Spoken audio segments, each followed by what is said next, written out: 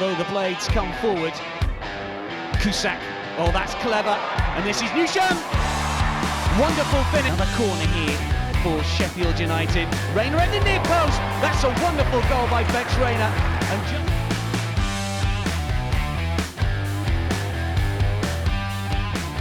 Attack the day. Hello everybody and welcome to another episode of the Sports for Champions podcast. Today I'm joined by Sheffield United's Bex Rayner. How are you today, Rebecca? Hey, I'm great, thank you. Thanks for joining us today. It's great to have you here. I'd like to start, if we could, with your early career. When did you start playing football? I started playing football when I was 4. Joined a boys under 6 team. Went from there really. How was the level? It was decent, you know. I played quite a lot of good teams. Obviously being the only girl, a bit challenging, but I think I thrived really. How do you think that people treated you differently, obviously being the only girl on the team? Do you think people treat you differently, or was it exactly the same as all the others? I don't think my team treated me differently, but I think obviously when I turned up and the other team were like, oh, that's like the only girl. Mm-hmm. That's the girl on their team, that's the girl. And yeah, it was a bit daunting going into a game, but I just thought, oh, I'll just prove them wrong once I start playing. So were you, at that age, were you already quite athletic, or were you more technical? I was probably more athletic then, more of a goal scorer. Yeah, and I know you've transitioned into more of a creative kind of flair player. When did that happen? As I got older really, more into ages of like 14 onwards, just started to read the game a lot better, dropped backwards, and I was more of like a playmaker, pulling the strings. Yeah, lovely. And then, so I know that you were scouted fairly early on, but when did you first realise that you really had a talent? Probably when I was playing in the tournaments in the summer for the boys teams, and I was scoring a lot of goals. I think I probably realised that I stood out then when I was playing for the boys team. I think one of the Liverpool scouts thought I were a boy. Right. And they were like wanted to scout me when I was like under 6. Wow. So I think kind of got the gist that I'm quite decent at this. That's amazing. And then you were 8, I think, when you first went to a big sort of trial day kind of thing. Yeah. How did that work? So went to a school like holiday camp with Leeds United legends that got advertised at school. So I went to that, and they decided to pick a girl and the best girl and the best boy from the tournaments that we played at the end of it. And luckily I was the girl that got picked, then went for trials at Leeds and managed to get in. Wow, that must have been amazing at 8, being scouted for a professional team like Leeds. How was that with your family and everything? Was it a big thing? Being a Man United fan, they were a bit like, not Leeds, but not ideal. Yeah, they were really proud, I think.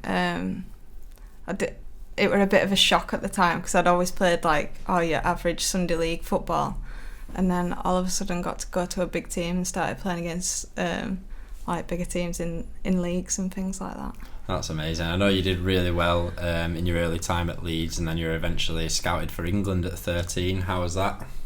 It was crazy. I remember the day I got the call and I was like, oh, we're going to be going to Holland to play for England under 15s, and I was just like, wow. And that was when you were 13? Yeah. Wow, so I guess there wasn't too many. Yeah, I think I was the youngest one in my age group when I got there. Wow. And obviously I didn't know anyone, so it was a bit like, this is mad. Yeah. I think at 13 you are just a kid, aren't you? Yeah. So it's quite a lot to take on at that time. How did you do in the internationals? I did well. I think I started in the second game. Obviously didn't know anyone, so I got going at first. Didn't expect to start in the first game, but then started in the second game and did well. I think I got an assist in one of them. There you go. And then, so I think you've carried on with Leeds, I think, for a couple more years, and then you left Leeds. Why was that? Leeds, they didn't have a great women's team, because there was when I was growing up, Leeds were always the best women's team, but I think the funding went due to the men's team pulling it. So they want a step up for me to go to that was at my level.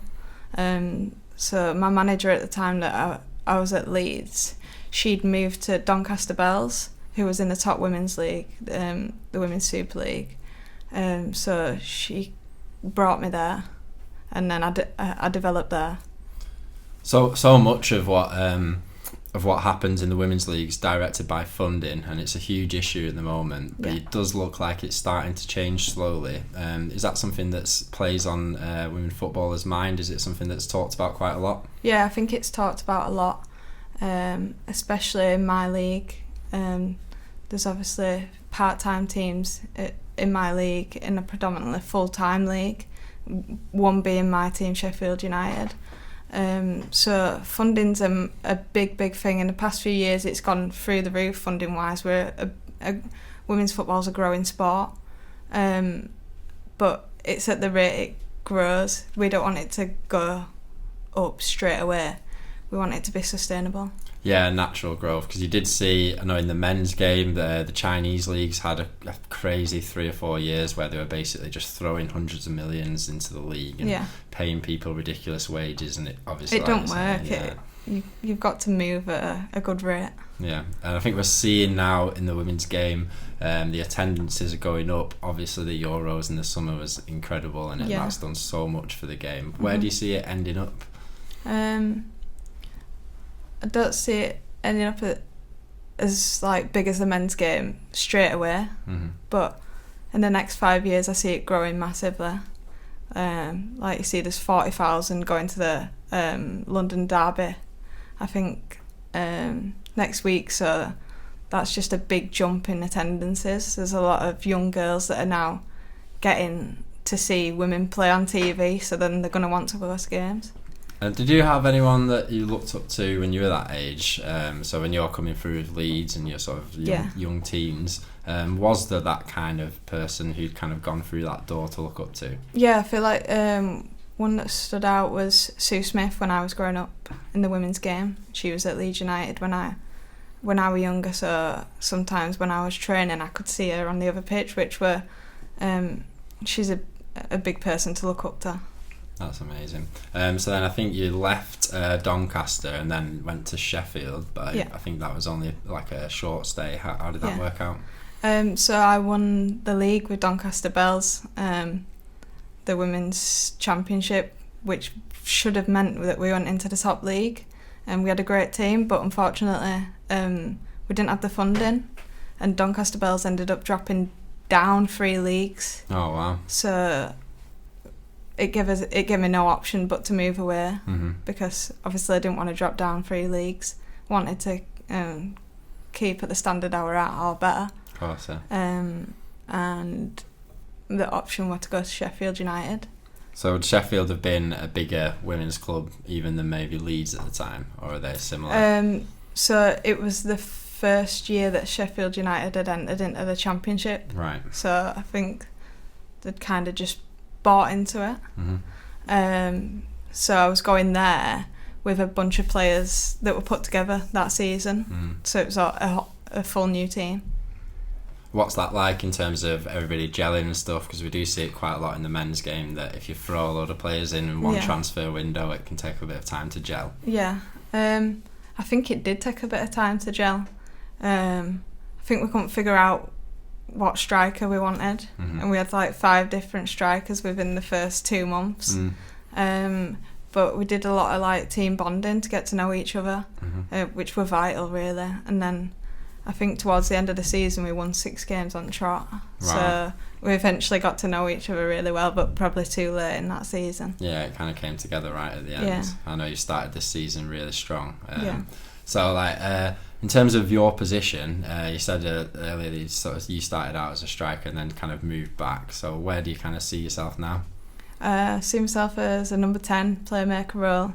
Like to make assists for people to score, but then also like to score as well. Yeah. Kind of a mixture of the game. Yeah. Like them late runs into the box. Yeah. That kind of thing. And then do you think that as you get older you do typically see players move all the way back and then eventually, maybe not quite as far as centre half, but do you see yourself moving into a bit of a quarterback role at some point? Yeah, because I have like football brain, because I watch like football all the time. I'm obsessed with it.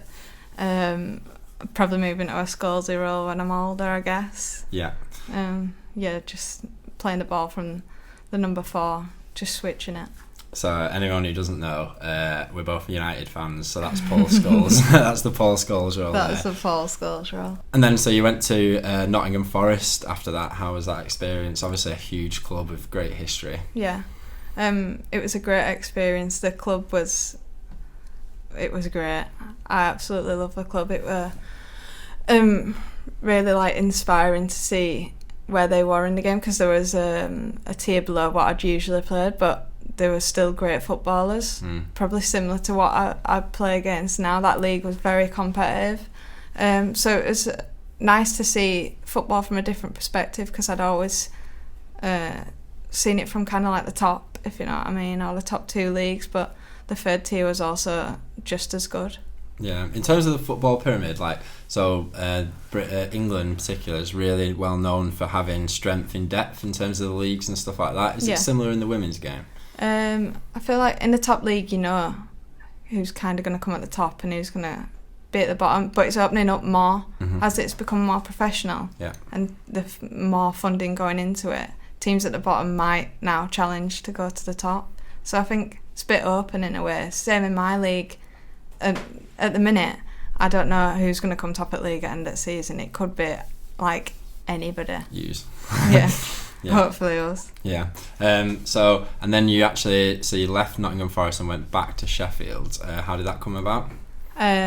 So my manager at Doncaster Bell's, Neil Redfern, he was at Sheffield United, and I was halfway through the season at Forest, and I got a call saying, "Oh, we want you to come to Sheffield United.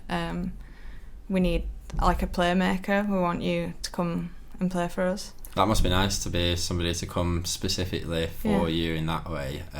Did you have a conversation with him about your role in the team? Is that how it works, kind of thing? Yeah, he was just like, we want like someone with ball skills. We want to go forward a lot quicker. We need someone to link the play.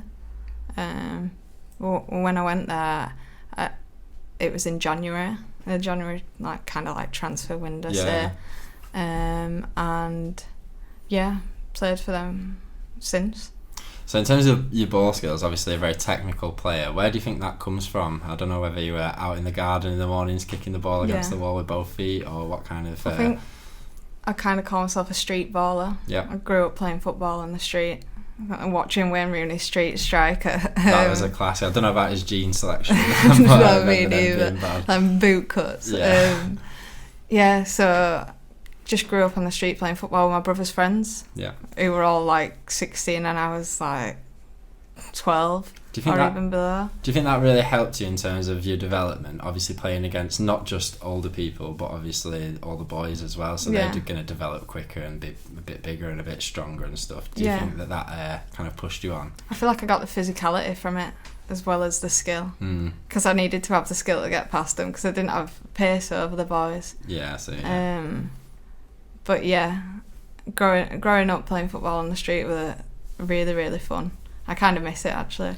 Yeah, it's a weird transition, isn't it? Because you kind of go from that style of football to, I guess, the academy game is quite the kind of manufactured players, and everybody seems to be there's more similar. There's roles to it, whereas when you're playing football on the street, you just do what you want. Yeah, I think that's why you see a lot of the South American kids that come through, because they tend to not come from that academy system, and they're a talent where they come from, and then they kind of get thrown into the league straight away. Do you see that in the women's game as well?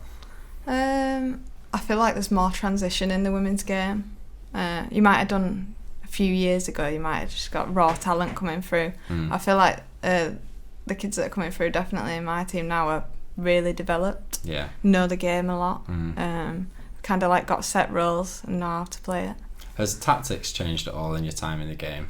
I think definitely recently now analysis has come more into the game. Tactics around beating other teams, and like we'll spend half an hour watching the other team before we play them. Right. Just to narrow down what their weaknesses are and how we can exploit them. What kind of analysis do you get on your own game? So we watch through. Like last night, I did a few clips on the game at the weekend, just showing what we did well and what we can do better. but quite detailed. How does that work? Do they send you videos and a little bit of text, or do you all sit in a meeting room? So we have a team meeting. Mm-hmm. It went on for about half an hour. Just kind of going through, our good parts and bad parts. This is what you can do better next time. So I think you won 8-0 in your last game, is that true? Yeah, that's true. So I'm guessing that was quite a short meeting, or do you celebrate the wins as much? I feel like we didn't celebrate it too much because it's early doors. Yeah. We can't get overexcited. We didn't even go through all the goals. We went through the bits that we needed to do better. Yeah. That makes sense, yeah. And then how do you think that is? So you're only a few games into the season this time round. Yeah. Obviously winning 8-0 at any point of the season is going to be good. Yeah. But how do you think you are set for the season? Where do you see yourself finishing? I like to say we finished quite high in the table. Obviously, want to win the league and go up. But got to be realistic, being a part-time team, that could drop off. But I don't see us dropping off. But being realistic, I think last season we wanted to end in the top 4. So obviously we'll go for that again. Didn't get in it last season, but just aim as high as possible, really. In terms of your personal game, I know you got a goal and an assist in the last game. We'll put that on screen now. And then, so how did that feel? It was a header, which I don't know if you get too many of those. I'm quite small. I don't expect an header, but my role on corners is to get across the front post and try just get a nick on it. Luckily got a good header, which once stopped. So glancing header at the front post. It's a striker's dream. Almost, it is a striker's dream. It's a rare one for me. Usually I'm on edge at box waiting for the shot, but got a new role. Yeah, I'm doing it well. And then can you tell us about that assist? Delightful. Yeah, I enjoyed that assist more than goal. Yeah, just split through 5 players. It was a threaded pass that took out their entire defence. Yeah. And then I don't know if people watching realise how difficult that is to do. It's something that we saw De Bruyne do recently. I think Haaland ran over to him celebrating the pass instead of the goal, because it's like that made the goal essentially. Yeah, well, you can see in the goal celebration how happy I am. Happier than I am in my own goal celebration. I like assists like that. I kind of like really, really thrive off. That's my favourite part of the game, really. It's such an instinctive thing for you, but I don't know whether that's something that you practice for. How often do you actually train? We train 3 nights a week. Right. 2-hour sessions. Wednesday night's more of a gym training night, so that's a mixture. And then obviously play on the weekends. Do you do any work outside of that? Do you do any gym work or any running or anything like that? Yeah, I do some gym work in between, so because I don't get much time at training, do my own gym away from football. Yeah, and how's your nutrition? My nutrition's really good. That's something I've learnt a lot about recently, and how important it is for your performance. Yeah. We've added a nutritionist at Sheffield United this year, which is something new. We're funding that in the women's game. That's what comes from it. And I've learnt how vital that is to support my game. What are some of the key takeaways that you've changed? Oh no, when I say takeaways, I mean things that you took for it, not actual takeaways. Stop the takeaways. Just like carbohydrates and not eating as many. Yeah. Well, I didn't really realise how much I was eating. Yeah. Just simple things like that, cutting my carbs down on my off days, so that I'm not putting extra weight on that I don't need. Brown and white carbs, what days to eat them, just basic stuff like that I wouldn't have known without a nutritionist, because I've never known that growing up. I wasn't taught about food or anything like that. Yeah. Do you still allow yourself the odd cheat meal?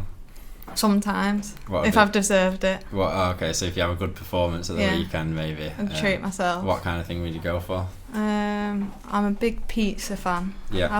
I like a nice Italian pizza, like a proper, or a Neapolitan pizza. That'd be my go-to. Lovely. Yeah, I'll be with you on that.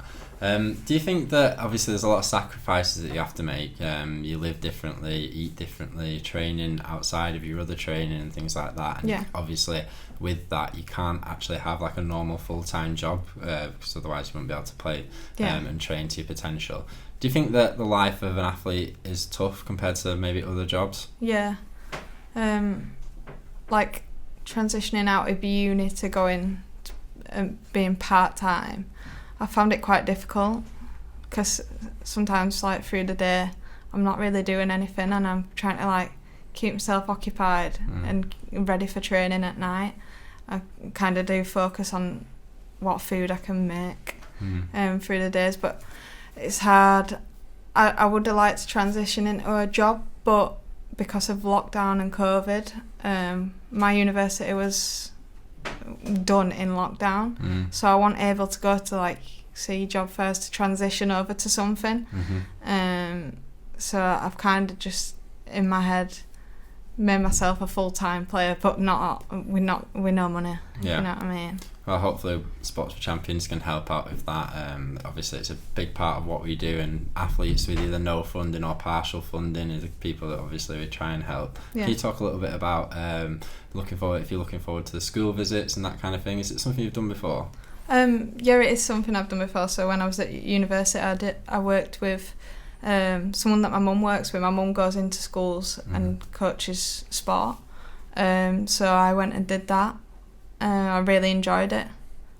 Working with the kids were really good to see, like the kids coming through and how good they are at sport. So I really enjoyed teaching them some of my skills. But then also I like all sports, so I was very adaptable.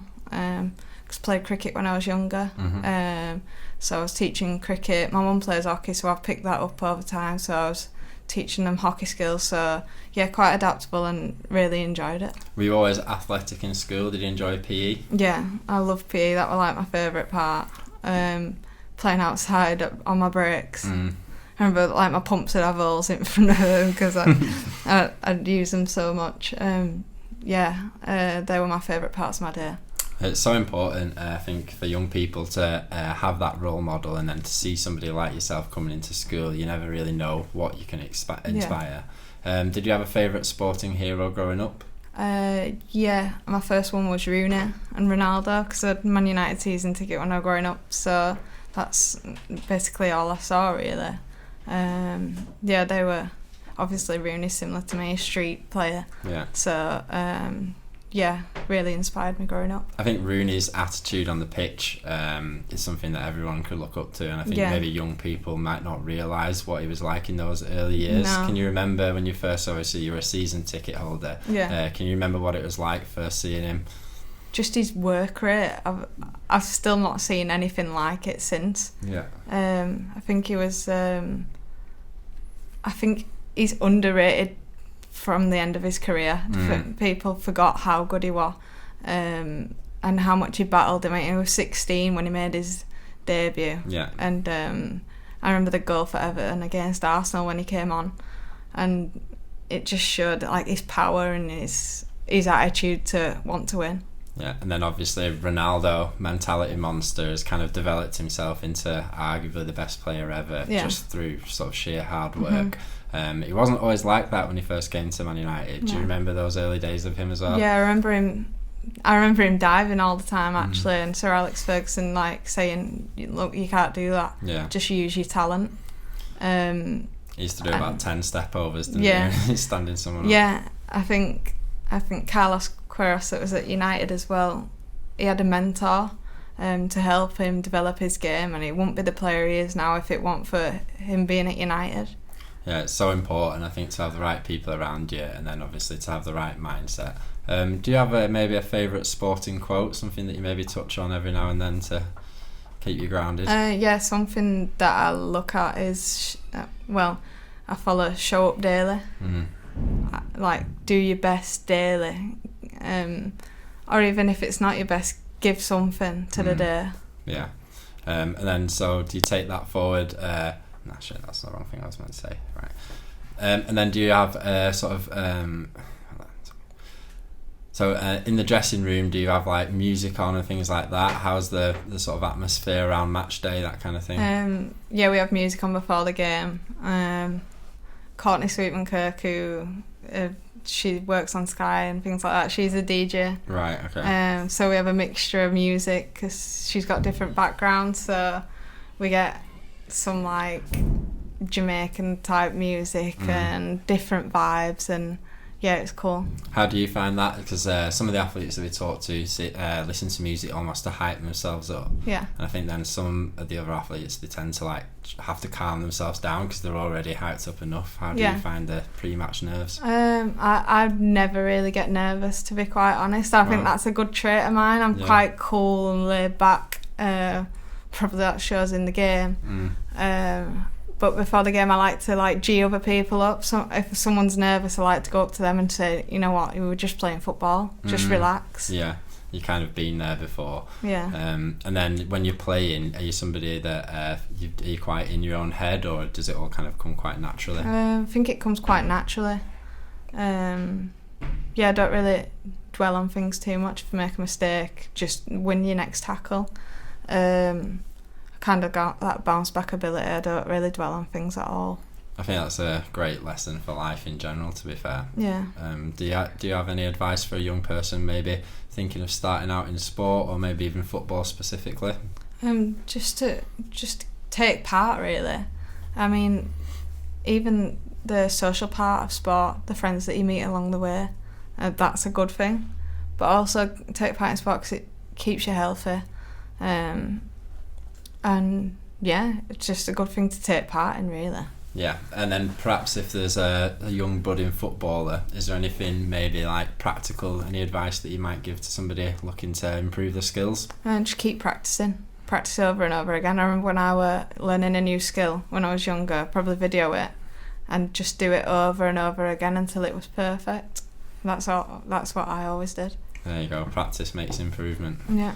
And then is there anything that you're looking forward to in the future, maybe for the rest of the season and then beyond? I look forward to seeing where we can go in this league this year. Look forward to personally seeing how well I can do after a bit of an off-season last season with injuries. So I see this as being a very important year for me. And then in the future, see where I can go in the game. Whether I want to aim for being in the WSL, start regularly in the WSL, and then someday hopefully push into the England team. Obviously, it was an amazing summer for the Lionesses. Did you go and watch any of the games? Yeah, I caught a few games. Not even the England games. Went to watch the other ones. I was watching France play. They were a really, really good team. But got the England semi-final. Got to watch Russo's back heel, which I played with Alessia growing up, so it was good to see her scoring. And yeah, obviously the final was unreal. Yeah. What does that do you think, for the women's game in the UK? I think it builds it massively. There was a lot around us winning that Euros. Not much pressure, but it was just about us winning, and if we actually win, what could it do? So Mia Damari plays for Arsenal, and she was playing for Holland in the tournament. She was like, I want England to win because I'm at Arsenal. I want women's football in England to go through the roof. I think that's where it's kind of done, really, since. It's constantly rising. Yeah, somebody, I've always followed the men's game, but it has really broken through them barriers, and you're seeing it across all media, and now a lot of the stars of that campaign are sort of going on to do media work and stuff like that, so it's definitely looking positive for the future. Yeah, it is. Brilliant. Well, thank you so much for joining us today. It's been great talking to you. Now you're more than welcome. And thank you at home for joining us. We'll see you next time for some more Sports for Champions fun. Cheers.